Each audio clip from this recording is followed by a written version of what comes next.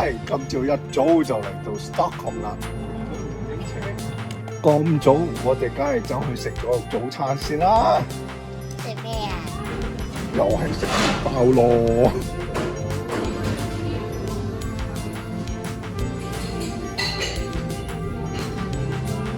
唔錯唔錯 ，OK 啦。而家嚟到 Stockholm 嘅 Central 地鐵站。哇！佢左右兩邊個牆壁咁多呢啲鬼畫符嘅，呢啲就係所謂現代嘅藝術啦。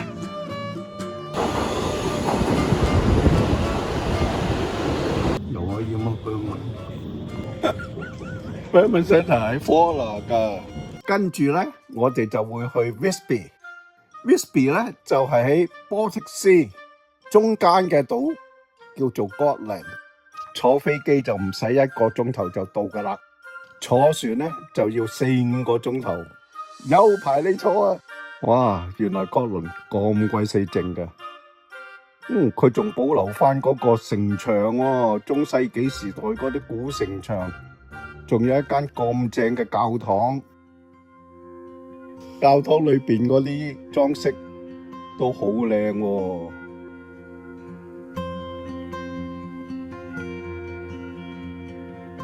哇！教堂裏邊嗰啲 stained glass 好正喎，你睇下，一出嚟，原來佢個城牆門口擺咗好多羊仔喺度喎。哇！仲有羊仔騎添，真係好好玩。你睇下，而家我哋就去緊 Bergman Centre 嗰度啦。卒之嚟到 Bergman Centre。太早佢未開門，因為滿林嘅喺度等開門，一入門口就見到啊 Bergman 嘅 portrait 啦。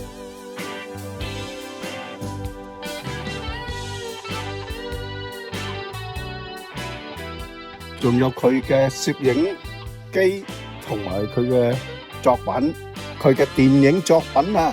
哇，原來啊 Bergman 都好中意食雪糕嘅。你睇下佢牆身咧就掛滿晒佢嗰啲劇作啊、攝影啊，同埋個簽名。其中佢有好幾部作品都係喺呢個 Faroe Island 嗰度拍㗎，實地取材，好似 Through a Glass Darkly、Shame 啦，同埋嗰個 A Passion of Anna， 另外仲有幾套添。唔記得咗啲名添。喂 Pisona， 你有冇睇過啊？冇啊。咁出名你都唔知？你睇下佢啲 looks， 好爽癮喎！值得一提嘅就係同佢一齊合作攝影嘅攝影師 Sam Nyquist， 所以先至有咁出色嘅傑作啦。呢套就係 Through a Glass Darkly 啦。你睇 Pisona 嗰啲咩啊？內心嘅表情啊，你睇下 Shame 嗰度嗰啲氣氛，我哋慢慢欣賞下，感受下佢嗰啲影像畫面先。哇！死神出現啦！呢個就係 Seventh Seal 嘅劇照。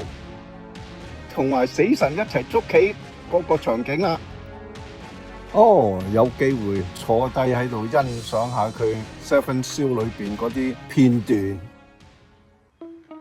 再過就見到 Fanny and Alexander 嗰度佢嗰啲服飾，哇！原來咁 elegant 咁正，哇！嗰個設計真係冇得彈。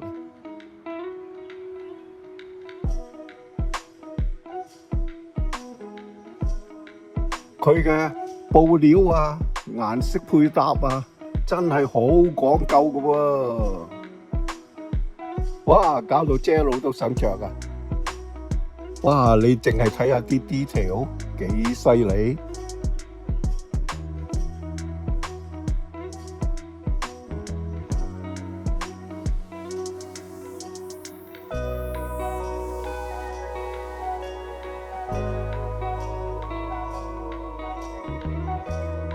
一邊牆身咧就介紹Berman 嘅 family background 啦。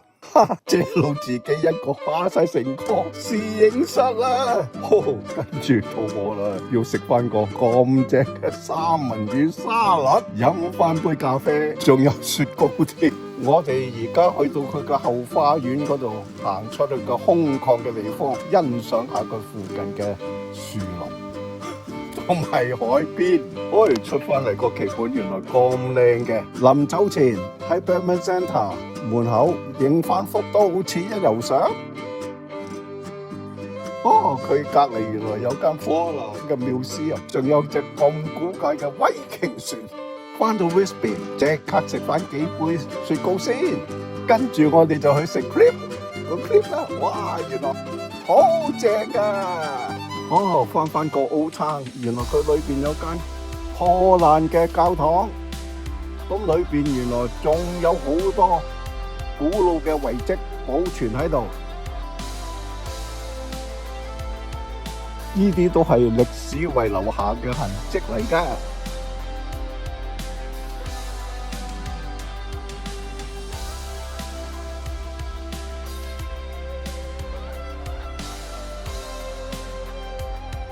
咁幽靜嘅環境之下，真係要喺呢度休息幾日都好嘅。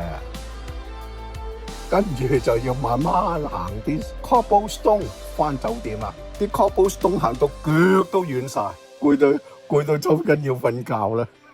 拜拜。